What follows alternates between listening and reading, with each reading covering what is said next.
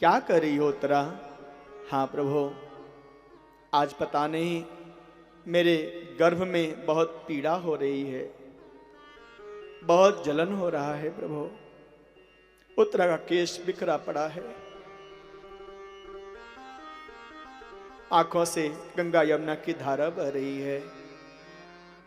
प्रभु रक्षा करो मेरी। एक पत्नी का सबसे सन्निकट पति होता है, लेकिन आज मेरे पति नहीं है मेरे पास। लेकिन मुझे चिंता नहीं है, मेरे पति भले ही ना हो, लेकिन मेरे परम पति मेरे सामने हैं। प्रभु मैं क्या करूं, किसको पुकारूं? प्रभु पाहि पाहि महायोगिन देव देव जगत्पते, नान्यं त्वद्भयं पश्ये यत्र मृत्युः परस्परम। हे मेरे प्रभु, हे मेरे स्वामी, हे मेरे परम पिता परमात्मा, हे मेरे परम पति, आप मेरी रक्षा करो। मेरी रक्षा करने वाला अब कोई नहीं है आपके अलावा। संसार में जब आप निराश हो जाओ ना, तो परमात्मा को पुकारना, परमात्मा आपकी पुकार अवश्य सुनेंगे। जब कोई न सुने आपकी, तो परमात्मा को सुनाना, आपकी आवाज सुनेंगे।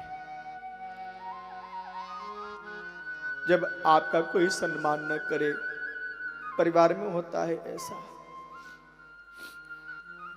आप अपने ठाकुर के सामने रो लेना, अपने ठाकुर जी के चरणों में अपना मस्तक झुका लेना। मालूम है, जो भगवान के चरणों में प्रणाम करता है ना, जो भगवान के चरणों में झुकता है, सारा संसार उसके सामने झुकने लगता है। जो भगवान के सामने रोता है, भगवान अपने हाथों से उसके आंसुओं को पोंछते हैं। जो भगवान से अपना दुख निवेदन करता है,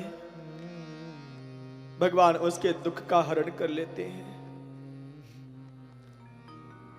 प्रणामो दुख शमनः तम नमामि हरिम परम। जिनके चरणों में प्रणाम करने से हमारा दुख का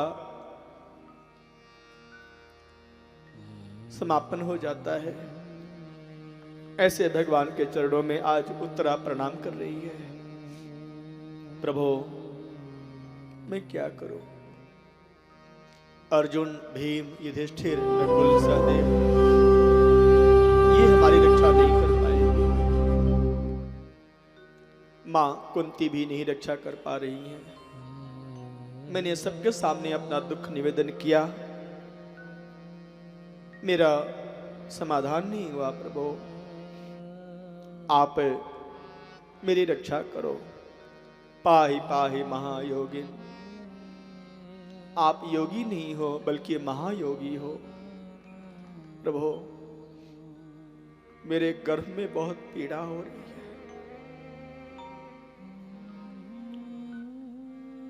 जब भक्तों के हृदय में पीड़ा होती है ना, तो परमात्मा के भक्ति का, परमात्मा के प्रेम का अवतरण होता है। आज उत्तरा के गर्भ में पीड़ा हो रही है। परीक्षित का जन्म कैसे होता है प्यारे, ध्यान देना।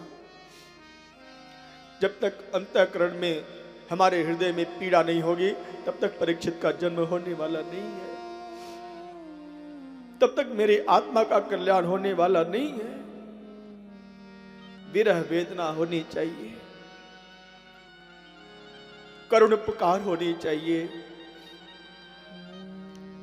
श्री राधे, भगवान के लिए आत्मसमर्पण होना चाहिए। भगवान के लिए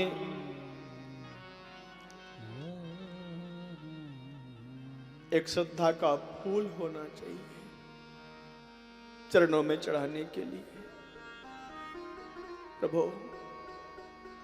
मैं कहां जाऊं, किसके पास जाऊं? श्रद्धा का फूल कहां से लाऊं?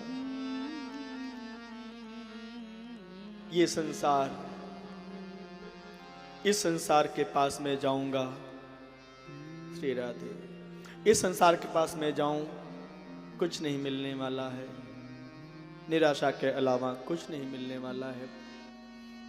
प्रभु, मैं आपके पास आई हूं, मेरी रक्षा करो। प्रसंग बहुत करुण है, प्रणाम करता हूं। भगवान उत्तरा के गर्भ की रक्षा किए और उत्तरा के गर्भ में स्वयं गए हैं, जहां पर राजा परीक्षित नवजात शिशु के रूप में विराजमान हैं। भगवान गए, परीक्षित की रक्षा किए। इस तरह से परीक्षित जी का पावन जन्म हुआ।